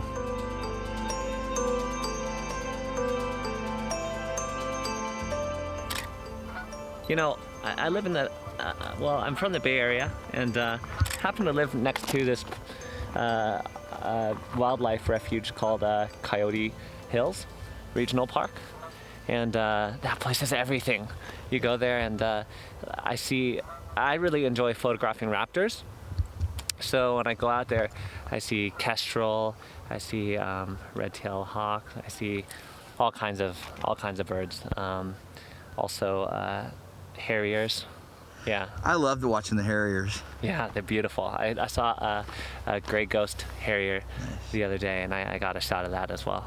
How long have you been in the area? Well, I've been in the area since 2018. Okay. Yeah, May 2018 we bought the house. It was the same year I got married, and with my wife Linda, and also the same year I lost my job.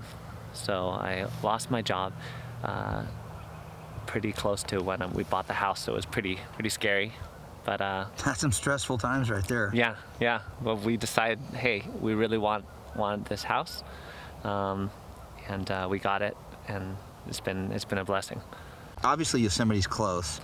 Yeah. But what do you love? What speaks to you about this place? Well, that's what's interesting. When you're coming here as an outsider, right? You don't have any idea of how much awesome there is around here. When I came here and we decided, okay, let's buy a house. Even in our heads, we don't have an Oakhurst house. We have at that point, right? We didn't have an Oakhurst house. We had a Yosemite house, right? Because when you're an outsider, what you know about this area is Yosemite, right? But after I came here, and especially after I started interacting with people from the community from here, from Oakhurst, I realized, like, wow, every single road has its like local charm or things that people like photographing or things that people appreciate. Bass Lake is endlessly beautiful at different times of year. I mean, I love finding trails and just hiking around, seeing what there is to see. I took a trail. There's the Way of the Mono Trail. It goes up to these nice rock granite bluffs up there. Now I'm gonna help you with something. Mono. There you go. Mono. That's right. Mono. Mono is a disease you catch. Mono is the Native American tribe that used to live here. Mono. Yeah, exactly. Today, Daniel works in the medical device industry and splits his time between the Bay Area and Oakhurst. The big tourism draw to this part of Central California is one of America's top national parks, Yosemite. Summer months are when the big crowds roll in, and Yosemite Valley is where most of the 4 million visitors a year end up, and for good reason. The glacially carved granite cliffs, some thousands of feet high, frame one of the most scenically stunning places on Earth. Some of the valley's features have become literal rock stars, like the iconic Half Dome that backstops Yosemite Valley's eastern end.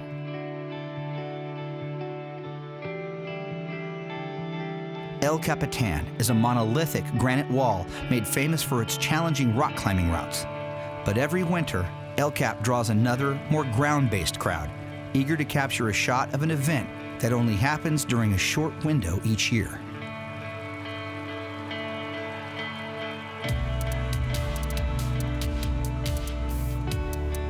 Horsetail Fall is a small cascade on El Capitan's eastern edge and only flows during winter, and only if there's melting snow on the north rim. In mid to late February, if the skies are clear and the falls are flowing, the setting sun backlights Horsetail Fall, creating a rare photographic opportunity that draws hundreds of landscape photographers to Yosemite Valley every winter. This particular point on the valley floor that most photographers think is the best and seemingly only place to grab a shot of Horsetail Fall gets so busy, park rangers have to do special traffic control to manage the crowds. But where Daniel is headed to shoot Horsetail Fall today, the hike and the terrain do a pretty good job of thinning out the herd. These are my micro spikes. They help me walk on snow. And it's not a big snowy part, but these are pretty quick to get on.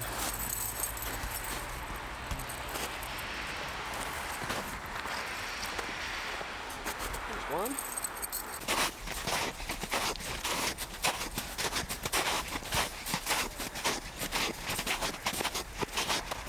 Oh yeah.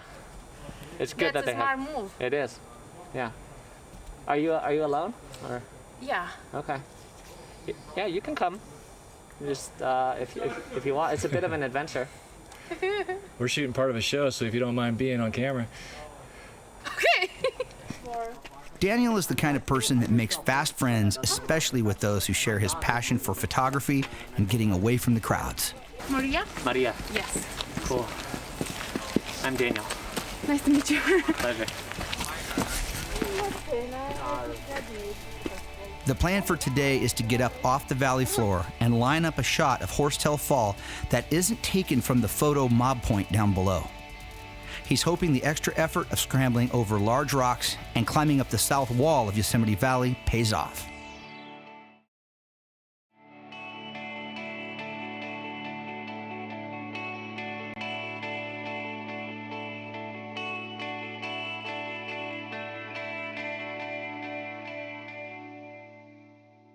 Well, we're near the 4 Mile Trail, we can say that. Yeah, very, very close. And took a little bit of scrambling to get up these rocks. And not something I do every day, but hopefully I can get a good shot out of it. Yeah, I'm getting my composition right. You know, landscape photography is a little boring sometimes in that aspect because you just set up your composition and just wait for the light to change.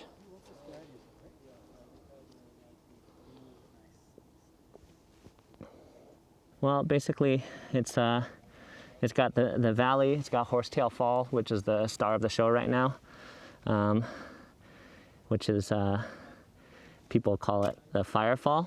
The Firefall was traditionally off of Glacier Point, and it was they would light a huge conflagration and then push it over the edge, and I think they would yell at Firefall, and that was the original Firefall. These days, people, when they talk about Firefall, they're usually talking about Horsetail Fall, and yeah, I'm just trying to get a shot of this beautiful valley framed by the trees, and hopefully we'll get some clouds rolling in, but looks doubtful. Yeah, but what we do have is a beautiful amount of water coming down today. So I'm hopeful we'll get that effect, but I don't know whether the rest of the frame is gonna be interesting. We'll see.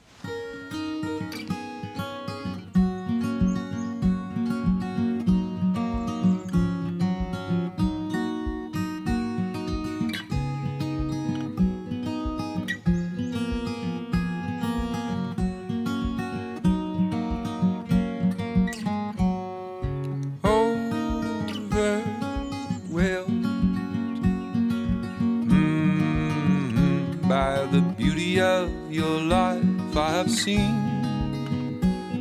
a miracle. I have seen a miracle.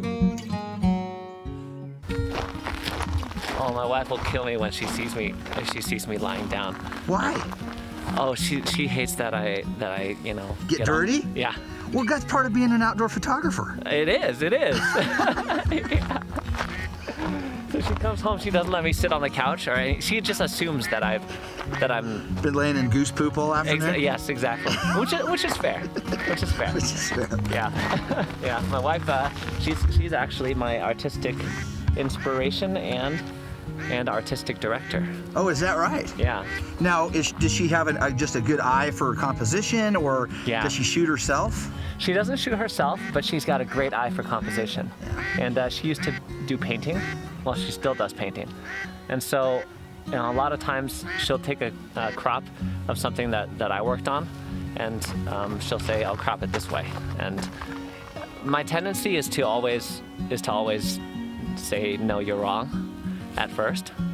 But then I'll play around with it a couple, for maybe a day later, and then see that she was right, and then take credit for it myself.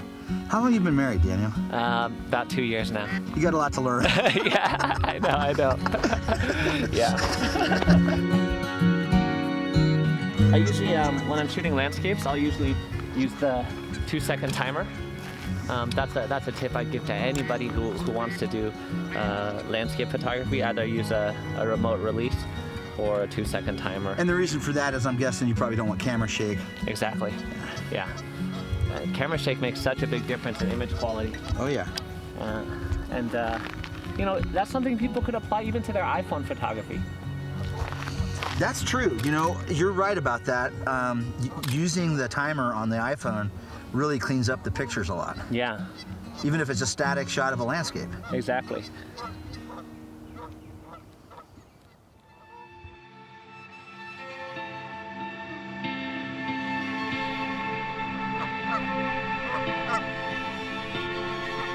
I hadn't been back to Bass Lake in a long time, so spending the morning here with Daniel and David Boomer was really nice for me.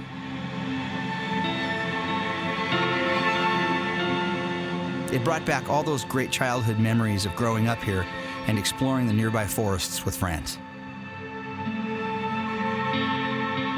David and I took a short drive up to Goat Mountain just above Bass Lake to see if we could find a spot that was a really big deal to us as kids. A secret little waterfall that we were certain no one else on Earth ever knew about. In my 10-year-old mind, it was a massive cascade with giant moss-lined pools we would explore around back in the days before cell phones and Wi-Fi.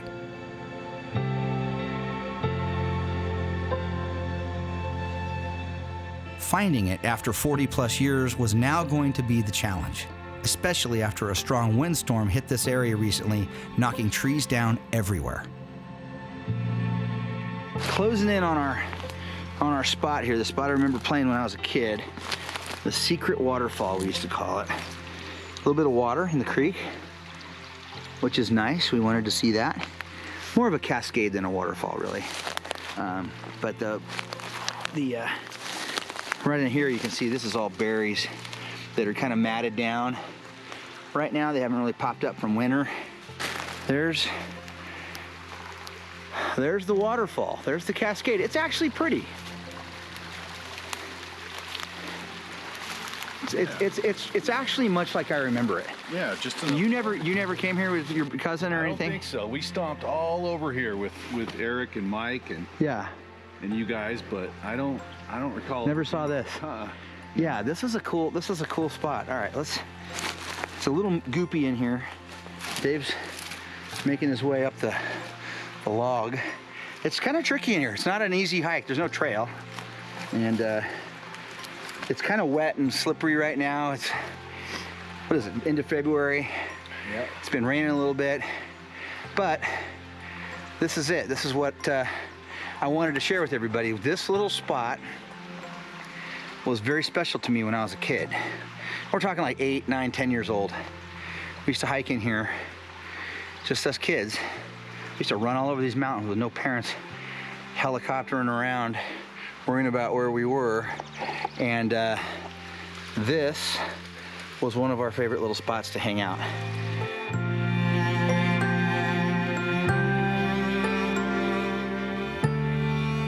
Like Daniel said earlier, there's all kinds of awesome in these mountains around Yosemite National Park. And now, inspired by Daniel's love of photography, many of the locals here are following in his footsteps to express their love of this place through photographs.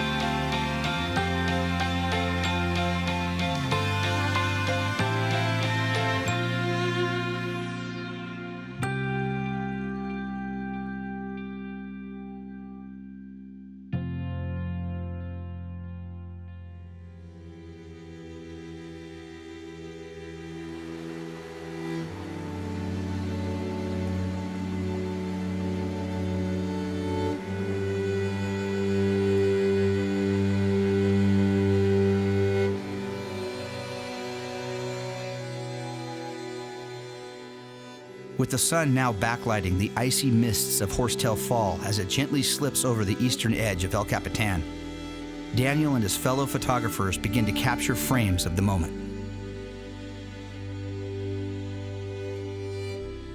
The hard work of climbing to this vantage point away from the crowds pays off, and another stunning frame of a Yosemite landscape is memorialized through Daniel's lens.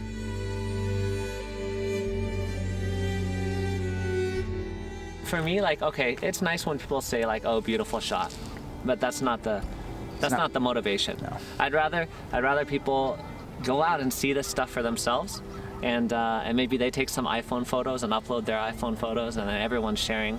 Yeah. Not only that, but this Oakhurst area group, the Facebook group, they give me the ideas for where to go. Yeah. So I've tried to kind of crowdsource a lot of this knowledge stuff. Yeah, I could Google it, right? I could Google it. But what cooler thing than asking local people, what are the good adventures nearby? I'm not an expert. I don't know anything about this area pretty much, right? But people are experts, and then they give me that information. I go out and take photos.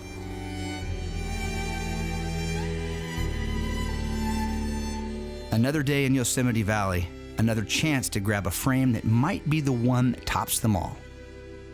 And that's really the drive of a landscape photographer, to be in the right spot at the right time with light and land and camera all in tune at the exact moment the shutter is released. I wanna go to Columbia Rock, which is on the Upper Yosemite Falls Trail. I've never been there, and yeah, just trying to get to know all these hikes. I did part of 4 Mile Trail the other day, and it was really rewarding. And I'm seeing that it can really open up a lot of doors to actually get off the valley floor. Yeah, that's what I want to do today, and just see what the views are like. Maybe I'll be up there at sunset one day or sunrise one day, and it'll be perfect. Perfect is a subjective word.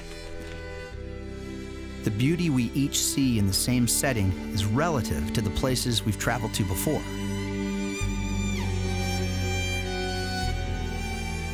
Contrasts that can only be seen through a lens only we can focus. The exception is when a person like Daniel Chewy shares their ability to see a picture in their mind before it's taken, and captures that vision in a single frame that adds to our appreciation of wild landscapes and becomes a gift for us all.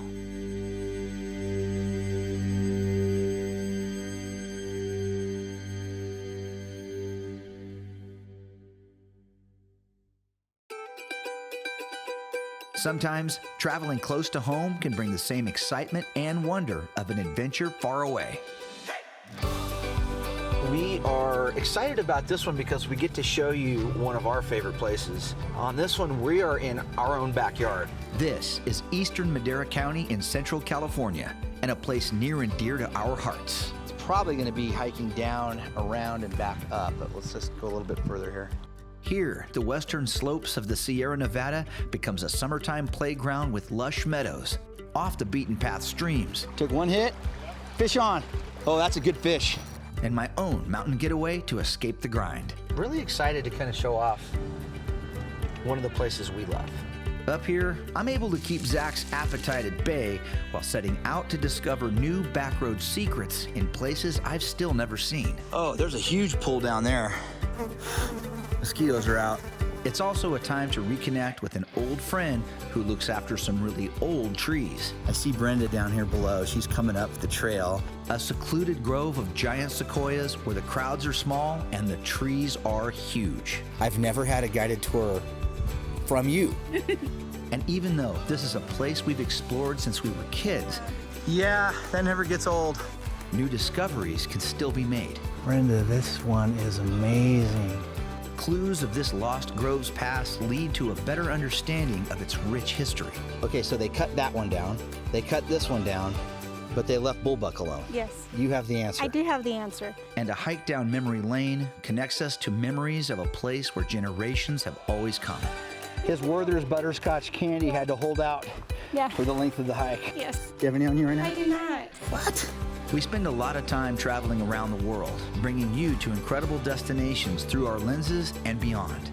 But right now, we get to showcase where our passion to explore was born, in the curious minds of children that were blessed to grow up in a place like this. Hey, while we're sitting here, I see this stump. I can almost like see through this stump, right? There's something about this stump you want to tell me. There is.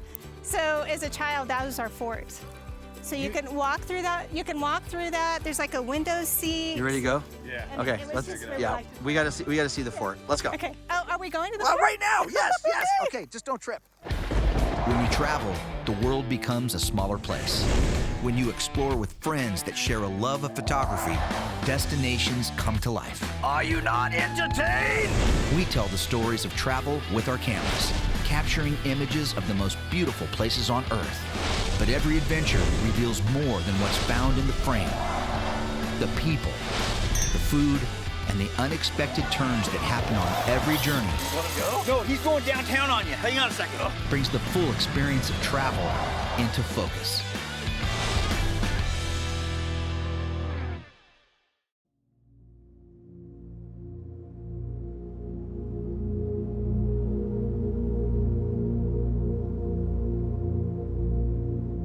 These are the mountains where I spent much of my time as a boy.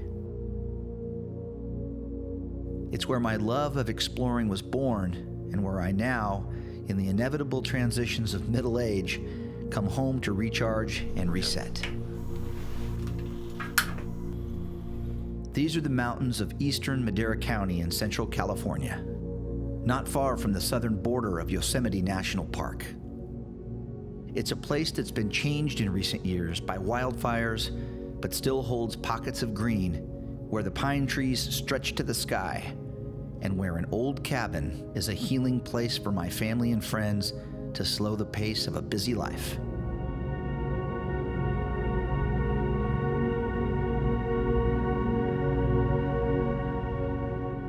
Even though we know these mountains well, there's always something new to find right in our own backyard.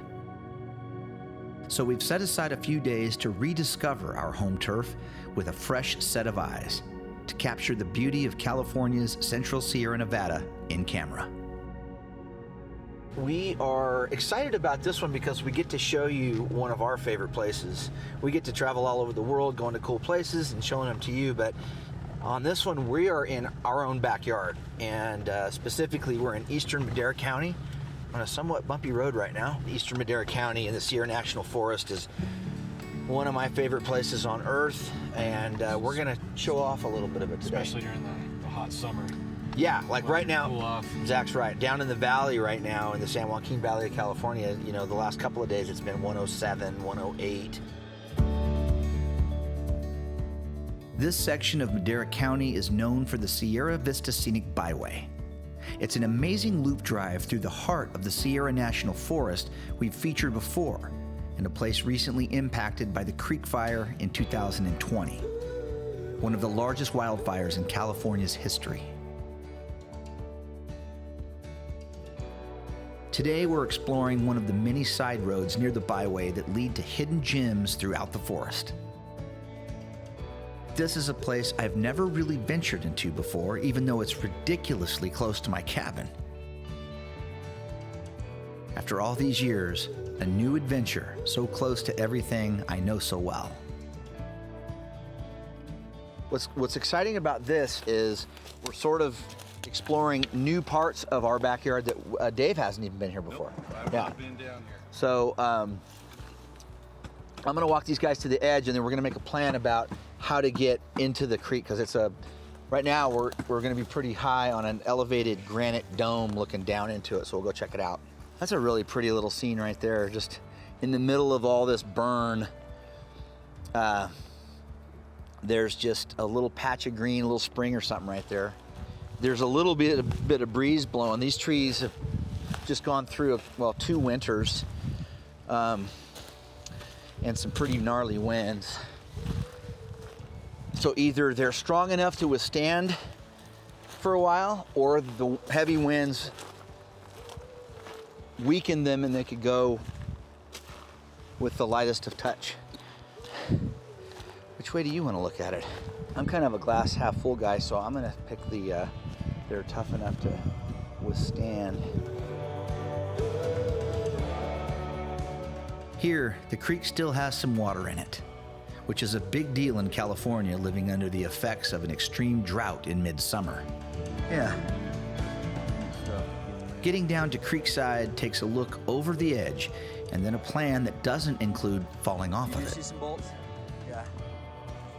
You coming, drone boy? Pretty crazy. Pretty crazy. You're walking around in pretty much the middle of nowhere, but clearly this is a popular spot, or people have been here before. Old signs of a fire ring right here. We've walked back up canyon to find that large pool we saw from above, and on closer inspection, could see that it was loaded with trout. A spot like this isn't on the regular circuit of fishing holes up here, so my bet is the fish will be more than ready to bite. There's a good little approach. I can sneak in behind a bush.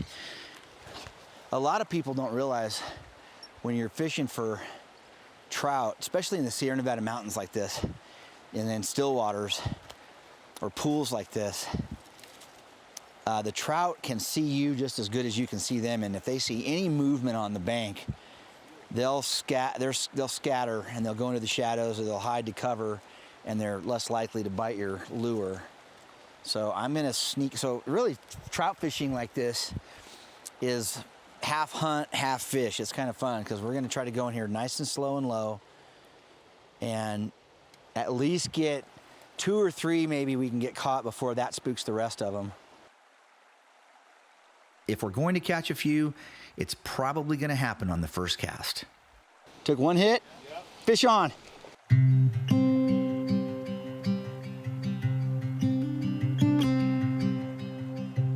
I've got a lightweight rod and reel and will be throwing a small spinner in this pool with the barbs on each hook crimped down. Typically, the rainbow, brook, and brown trout found in these waters are on the small side, and the barbs on a treble hook can really tear them up when you're planning on putting them back anyway.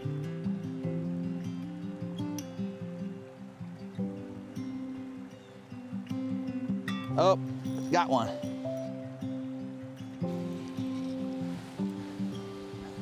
All right, so this one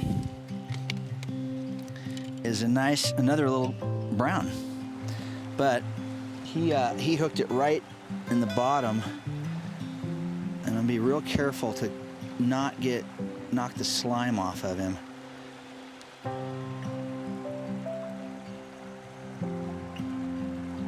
Oh, that's what happens. They're slippery little dogs.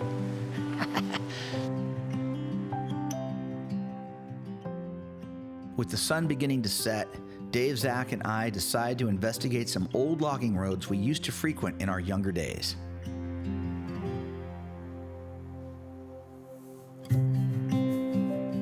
This particular road is one I haven't been on since high school, and it's eye-opening how much the forest has changed here. I think, Zach.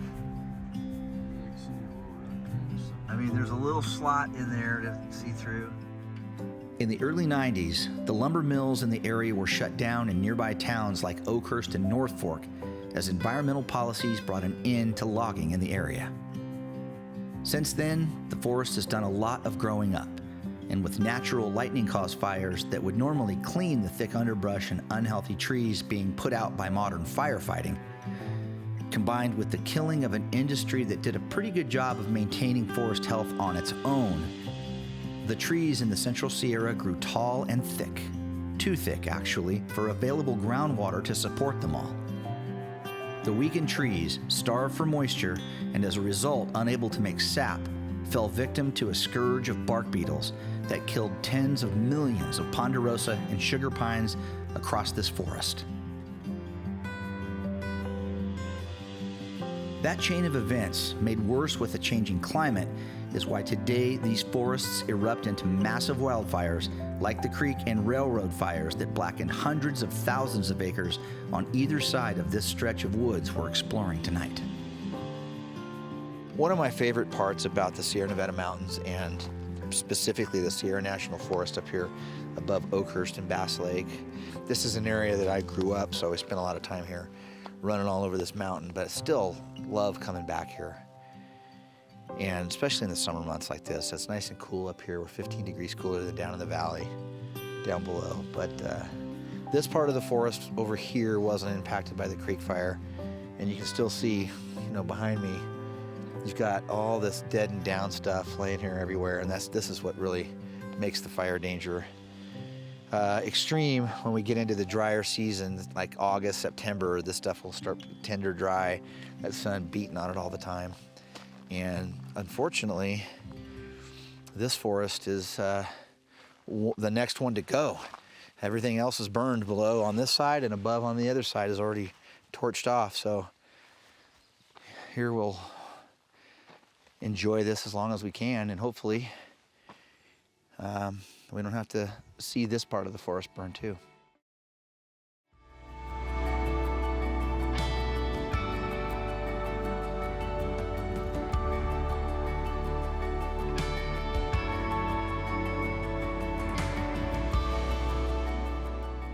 Not far from the giant sequoias of Yosemite, another lesser-known grove of these majestic redwoods grows in the Sierra National Forest on the lower part of the Sierra Vista Scenic Byway.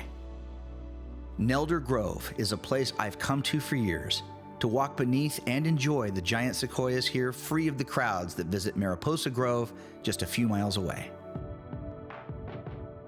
One of my friends from way back and her family before her have been the caretakers of this grove for generations and know the history and importance of this magical place better than anyone I know. Okay, so we're at the Interpretive Center now, and I see Brenda down here below. She's coming up the trail. She is the expert here at Nelder Grove, and an old dear friend of mine who I'm so happy to see. I went to high school with Brenda. Yeah, how's it going? Let's do a big hug first. Hug on camera. Hi, say hi. Say hi to the people. Right on. Okay, so this is a grove that not a lot of people know about, right? Right. So how long have you been? Tell me a little bit about your family history. I know a little bit of it, but so the people can hear. Okay. Well, the family history started with my grandparents, John and Marge Hawksworth, coming up to Nelder Grove, actually right after they got married. But they started hosting here when my grandfather retired from the Forest Service, and so they were up here in 1970. These are giant sequoias, just like you would, the same species of tree that you see in Mariposa Grove just up the road in Yosemite National Park. Correct. We're going to go, I want to go look at bullbuck tree, one of my favorite trees growing up. I'm curious about bullbuck because I haven't seen that tree since the fires. And this area, did we have two fires here? We had railroad fire, or was that the one that went through here? The railroad fire went through 2/3 of Nelder Grove. And what year was that? 2017. 2017, so that tells you how long I haven't been here. Yeah. And I've been afraid to come in here. Now, I tried to come in here 2 years ago, but we had a mono wind event. We did. And it just smoked trees. I couldn't even drive in here. It was hard to walk in here. And then when I got close, I saw this old cabin was flattened. And I actually got upset to the point where I turned around and just left. You know what that's like? I do. Yeah. Yep. How was it to come up here and see this place flattened after that wind event? That had to be emotional. Just gave me goosebumps. Yeah. I think I climbed up and over just from the gate to up here like 156 down trees. The railroad fire took out 39 of these rare trees in 2017, leaving 60 mature sequoias today. But a small section of Nelder Grove was spared from the flames entirely, including an area where Brenda's childhood memories run deep. This is my favorite thing. You know, most of the flowers up here are pollinated by bees and such. The columbine, if you kind of flip this over, do you see that? See those little holes? Yes. Hummingbirds pollinate this one. From below. That is really cool. It's one of those things. It's been a pretty decent year for, some of the flowers that we've been seeing. Hey, while we're sitting here, I see this stump. I can almost see through this stump, right? Yes. There's something about this stump you want to tell me. There is. So as a child, that was our fort. So you can walk through that. There's like a window seat. You ready to go? Yeah. Okay. We gotta see the fort. Let's go. Okay. Oh, are we going to the fort? Right now. Yes. Okay. Just don't trip. Okay. Brenda's childhood here was something of a dream. To have one of the most scenic locations on earth as your own play yard is a treasure not fully realized until now, when a lifetime of experiences, good and bad, put the gift of growing up in a place like the Sierra into perspective. You and Beverly, your twin sister, used to play in as little girls, which I think is so cool. And we didn't have all that debris here at the time. Yeah, this is a mess. So we didn't have that debris. Yeah, but... So our entryway with a sequoia standing here. So you had this little sequoia growing and oh my gosh. Look at this, David. And our window seat. Oh my God. So we had a window, we had exit points. How great, how crazy is this? Looking straight in your roof, you had the sky, the best skylight ever. Oh, absolutely. Right in the middle of the burned out stump of a giant sequoia. Yes. That's pretty cool. Nelder Grove is a little over 1,500 acres, just 13 miles north of Oakhurst, California. There are no paved roads here, and with that, no crowds. If you don't mind a little dust on your car, you can wander through this grove just like Brenda and I are doing now, enjoying Nelder Grove all to ourselves. So are you still like the host of the Grove? Do you still do that? Well, I'm not a campground host officially anymore, but when I can, I do come up and, well, like I was telling you, I think Memorial Weekend, July 4th weekends that I think are going to be really busy. Yeah. Take after my grandparents. Good for you. They were great hosts. My grandmother, she always had coffee. Always, when people came up, she had coffee. My grandpa, they would chat. If my grandpa wanted to go out into the forest to go study something, go with a photographer somewhere, whatever it was. Yeah. My grandma would say, how many, my grandpa liked those Werther candies. Yep. And so, how many do you need? And that would give my grandma an idea of how long they'd be away. Because his Werther's butterscotch candy had to hold out for the length of the hike. Yes. I love those too. It's kind of funny. These are delicious. They were great, yeah. Do you have any on you right now? I do not. What? I don't. I have granola bars. That's all I have right now. Not the same. Not the same. Brenda has led us to a giant sequoia that has somehow remained hidden from me on every single visit I've made to Nelder Grove over the last 40 years. A tree she calls the Mr. Bill tree. And this is what I've been looking forward to showing you. So you're telling me I've missed this little spur trail for all these years? For all these years. All right, all after these you. Years. After you. On to the Mr. Bill tree. Okay, so we're jumping off the main trail here. How have I never seen this? Because I haven't taken a hike with Brenda, master of the forest. But see how it kind of comes in and it kind of holds you. Well, we're in this tunnel of dogwoods. It's really cool. And this is where like little kids and families that bring their kids up here, because it's this little like fairy grove. Oh yeah, this is magical beautiful. as you get closer. I always love walking under these dogwoods. And yeah. Especially when they're blooming. Oh my gosh, the creek is right here. When you look at the light through the trees too, oh. Yeah, that never gets old. It doesn't. Looking up at that light filtering through those dogwoods, look at that. Yeah. Beautiful.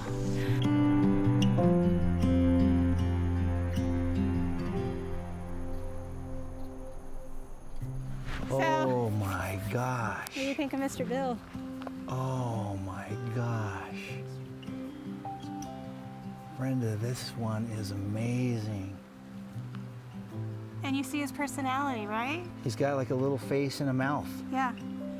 And so you could see where the original undercut was. Yeah. How over the last 120, 30, whatever it's been years, it will eventually, given time, completely cover that hole. But right now we have Mr. Bill saying, oh no, it's Mr. Bill. And he's right there. He is right there. I normally when I do tours and I know I'm coming here, I bring that little Mr. Bill, little bendable. Yeah, the little toy from, wasn't that from Saturday Night Live? It's Saturday Night Live, yeah. So I bring that with me normally. Oh, I didn't bring it today, I don't know why I didn't. But anyhow, Mr. Bill. Not far up the trail from the Mr. Bill tree, one of the most popular and easy to get to giant sequoias in Nelder Grove is found. It's a tree I've been coming to visit since I was a boy, and a sight that still amazes me after all of these years. Bullbuck is a massive giant sequoia nearly 3,000 years old, close to 100 feet around at its base, and stands almost 250 feet tall. One of the things I've always wondered about at the bullbuck tree, and I love the bullbuck tree. I've been coming to this tree ever since I was a kid, and it's such a distinctive tree. But here's what I'm wondering. My question is always like, okay, so they cut that one down, they cut this one down, but they left bullbuck alone. Yes. You have the answer. I do have the answer. Actually, there's 7 stumps here. There's 5 more behind it. The real reason is the bigger these trees are, the harder they fall. It also means it takes longer to cut down. This tree could have taken 2 to 3 weeks, maybe 3 weeks. Oh, I get to it. take So down. it's that big of a tree, when it hit the ground, it would Then splinter. it splinters and shatters, kind of like what you actually see here.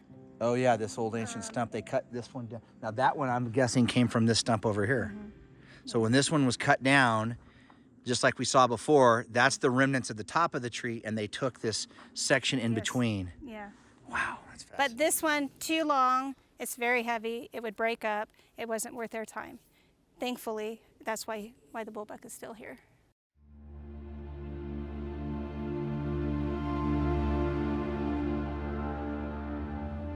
If you've never seen a giant sequoia tree up close, never walked in a quiet grove of them in a place like this, then a visit to Nelder Grove in California is a must-do.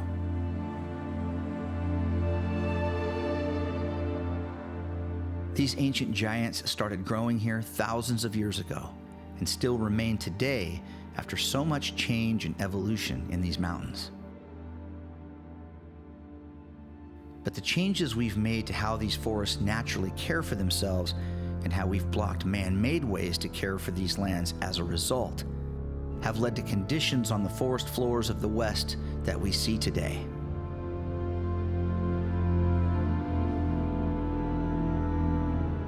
Our mistakes in an attempt to protect the environment have led to a place and time where wildfires are the only way to balance the sheet. In the end, nature always wins. And the checkmate move for her now, as we fight and debate over how or if to manage these lands, can only be this. To lose another one of these giants because we can't all figure this out together would be the ultimate betrayal of these lands.